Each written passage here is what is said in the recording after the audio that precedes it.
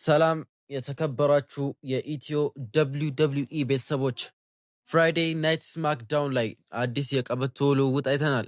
ሳሚ ዜን ለተከታታይ ሳምንታት ቻሌንጅ እያደረገ ወይንም ኦፕን ቻሌንጅ እያቀረበ ነበር። በዛም በኢሊያን ድራጉኖቭ ሽንፈትን አስተናግዷል። ስለዛም ምንለው ነገር ይኖረናል። እንዲሁም ሶሎ ሲካዋ በድጋሚ ሳሚ ዜን ላይ ጥቃት መፈጸሙንና እሱን ዋጋ ማስከፈሉን የቀጠለበት ምሽት ሆኖ አልፏል። ሳሚ ዜን የእነዚህን ሁሉ የኤምኤፍቲ አባላት ከሱ ጋር ማን ሆኖ ሊታገለት ይችላል? ድራጉኖቭስ ካሁን በፊት የት ነበር? የት ጠፍቶ ነው ስማክዳውን ላይ ተመለሰው? ዋይት ሲክሶችስ ምን እቅድና ዓላማ አላቸው የሚለውን በዚህ ቪዲዮ የምንዳስስ ይሆናል። እንደተለመደው ውዱን ላይካችሁን እንዲሁም ኮሜንታችሁን ምርጡን ታስቀምጡልኛላችሁ። ለብዙሃን ተደራሽ እንድንሆን ሼር ማድረጋችሁን እንዳትረሱ። ከመሸጋገሪያ በኋላ ወደ መረጃችን እንመለሳለን። ሳሚ ዜን ፍራይዴይ ናይት ስማክዳውን ላይ እንደተለመደው ኦፕን ቻሌንጁን ያቀርባል። በዚህም ጊዜ ዘሚዝ የኦፕን ቻሌንጁን የሚቀበል ይመስል ብቅ ይላል። ከዛም ከካርሜሎ ሄይስ ጋር በነበራቸው ተጻጋባ ዘሚዝ እና ካርሜሎ ሄይስ በግብግብ ከሪንጉ ለቀው ይሄዳሉ። በዛም ጊዜ ነበር ኢሊያን ድራጉኖቭ ከረጅም ጊዜያት በኋላ ወደ WWE የተመለሰው። ድራጉኖቭ በWWE ራው ከዚህ በፊት ከጉንተር ጋር የነበራቸውን ሪቭለሪ እናስታውሳለን። ከWWE ቀደም እንዲሁም በኤንኤክስቲ ላይም ሰርቷል። ኢሊያን ድራጉኖቭ ቀደም ብሎ በጉዳት ነበር ላልተወሰኑ ጊዜያት ከWWE ርቆ የነበረው። እናም በፍራይዴይ ናይት ስማክዳውን ላይ በአስደማሚ መልኩ ሪተርን በማድረግ ሳሚ ዜንን የዩኤስ ታይትሉን ተቀብሎታል። በዛ ላይ ከተመለከትን ሶሎ ሲካዋ ሳሚ ዜን እንዲሸነፍ ምክንያት ነበር ማለት እንችላለን። ነገር ግን እዚህ ጋር በልዩ ሁኔታ ካየንም የድራጉኖቭ ብቃትም ይወስናል። ሶሎ ባለፈውም ሳሚ ዜን ሺንስኬይ ናካሙራ ጋር ባረገው ፍልሚያ ላይ ሁለቱም ላይ መተው ጥቃት ከፍተዋል። በአጠቃላይ ኤምኤፍቲዎች ማለት እንችላለን። ይህ ለምን ሆነ? ሳሚ ዜን ሶሎ ሲካዋን የዩኤስ ታይትሉን የተቀበለው ሳሚ ዜን ነው። ሲቀጥል ሳሚ ዜን ከኦጂ ብለድላይን ወይንም ኦሪጂናል ብለድላይኑ ጋር በጋራ በመሆን ከዚህ በፊት እነ ሶሎ ሲካዋ ጋር ሲታገል ከርሟል። ይህም በእንዲህ እንዳለ አዲስ የመጣው የኤምኤፍቲ ወይንም ማይ ፋሚሊ ትሪ የሚለው ቡድን የራሱን ዶሚናንስ በWWE ላይ ለማስተዋወቅ ሲል ወሳኝ የሚባሉ ተፋላሚዎች ላይ ጥቃቱን ይከፍታል። በእነዚህ ምክንያቶች ነው ሳሚ ዜንን ዓላማ በማድረግ እሱ ላይ ጥቃታቸውን በመክፈት አንድ ብለው የጀመሩት። ከተመለከታችሁ ታማ ቶንጋ፣ ቶንግሏ፣ ታላ ቶንጋ እነዚህ በአጠቃላይ በአዲስ መልክ ነው ወደ WWE የተመለሱት። ፊታቸውን ቀለም ተቀብተው እና በአዲስ መልክ የሆነ አዲስ ያነገቡት ዓላማ ያለ ይመስል። ታማ ቶንጋን ከተመለከታችሁ በጥሩ በሚባል ትራንስፎርሜሽን ነው ወደ WWE የተመለሰው። እናም አንድ ቲም በዚህ አይነት መልኩ ራሱን ቀይሮ ትራንስፎርም አድርጎ ሲመጣ ዝም ብሎ አይሆንም። ከዚህ ቀደም ከነበረው የተሻለ ነገር ፐርፎርም ለማድረግ ነው በWWE ላይ። እናም ኤምኤፍቲዎች የተለያዩ ዓላማዎች እንዳላቸው ይነገራል። አንደኛው ከዚህ ቀደም በሮማን ሬይንስ ይመራ የነበረውን ብለድ ላይን WWEን እየመራ የነበረውን ብለድ ላይን ለመመለስ እቅድ እንዳለው ሶሎ ሲካዋ ተናግሯል። ሲቀጥል እነዚህ የብለድ ላይን አባላት WWE ላይ ያሉትን ታይትሎች ድጋሚ ወደ እነሱ ወይንም ወደ ማይ ፋሚሊ ትሪ ወደሚለው ሶሎ ሲካዋ ወደ ቤተሰቦቹ የመመለስ እቅድ አለው። ይህንንም አስመልክቶናል።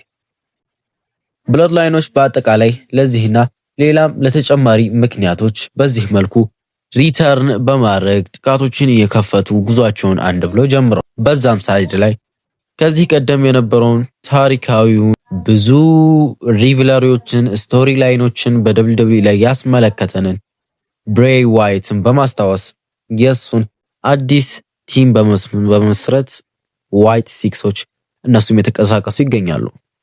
እነሱ እንኳን የታግ ቲም ታይትል በእጃቸው ይገኛል። እናም ልክ እንደ ኤምኤፍቲ ሁሉ የራሳቸውን ተጽዕኖ በማሳደር ላይ ይገኛሉ። አሁን በዚህ መንገድ ላይ ኤምኤፍቲ እና ዋይት ሲክስ ተገናኝተዋል። እስቲ የሁለቱን ፍጥጫ ሳላስመለክታችሁ በፊት የዋይት ሲክሶችን ዓላማ ግልጽ ላድርጋችሁ። ዋይት ሲክሶች በWWE ልክ እንደ ኤምኤፍቲ ሁሉ እነሱም የWWEን ካምፓኒ መምራት ይፈልጋሉ። እዛ አካባቢ ያሉትን ታይትሎች እነሱም ማሸነፍ ይፈልጋሉ። ዶሚናንስ የተባለ በታሪካዊ ረሴ የሚባል ቲምንም ማቋቋም ይፈልጋሉ። ይህ ሁሉ መሰረት ያደረገው አሁን በህይወት ለማይገኘው ብሬይ ዋይትን በማሰብ ነው። እናም ይህንን ዓላማ በመሰነቅ ነው ጉዟቸውን ወደ WWE አንድ ላይ በመሆን ጉዟቸውንም ያደረጉት። እናም ሁለቱም ለዶሚናንስ የሚጋጋጡት የሚሯሯጡት ሁለቱ ታላላቅ ቲሞች ወይንም ከዚህ በፊት በቤተሰቦቻቸው ታላላቅ ስም ያላቸው ሁለት ግሩፖች መንገድ ላይ ተገናኝተዋል። የነሱም ሪቨለሪ ወደፊት በጣም የሚጠበቅና አጓጊ ሆኖ የሚታይ ይሆናል።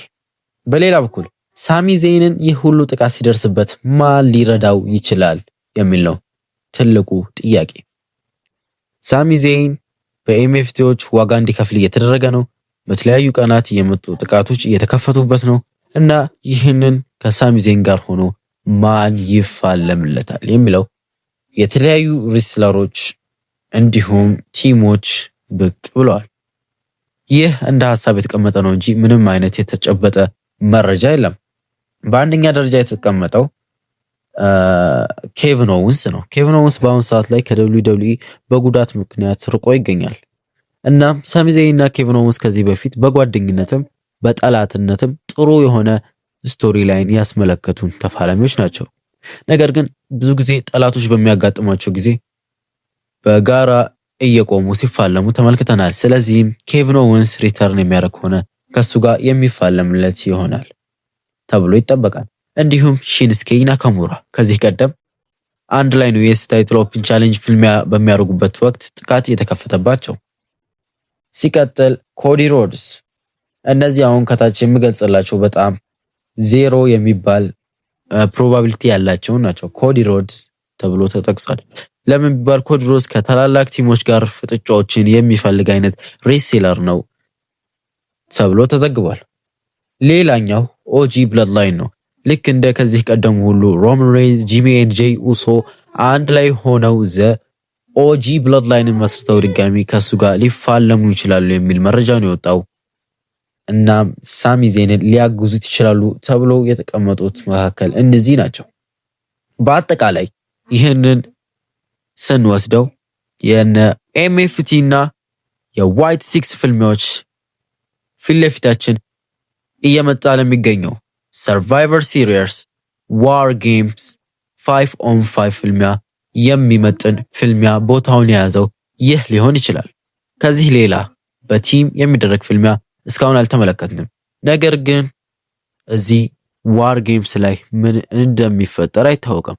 ግን በብዙ ደረጃ በከፍተኛ ደረጃም ተገማች የሆኑት እነዚህ ሁለት ቲሞች ናቸው፣ ኤምኤፍቲ እና ዘ ዋይት ሲክስ። የእነዚህን አሸናፊዎች ማን እንደሆኑ ፍልሚያቸው ከተዘጋጀ ምናልባት ሰርቫይቨር ሲሪየስ ላይ ምንመለከተው ይሆናል። ወይንም የነዚህ ፍልሚያ ካልተዘጋጀ የነማን ሊዘጋጅ ይችላል? የእናንተን ሐሳብ ኮሜንት ላይ እፈልገዋለሁ። የእናንተ ምርጡን ሐሳብ ደግሞ በቀጣይ ቪዲዮ የማቀርብ ይሆናል። ለዛሬ የነበረን ቪዲዮ ይህንን ይመስላል። በቀጣይ በሌላ ቪዲዮ እስከምንገናኝ መልካም ጊዜ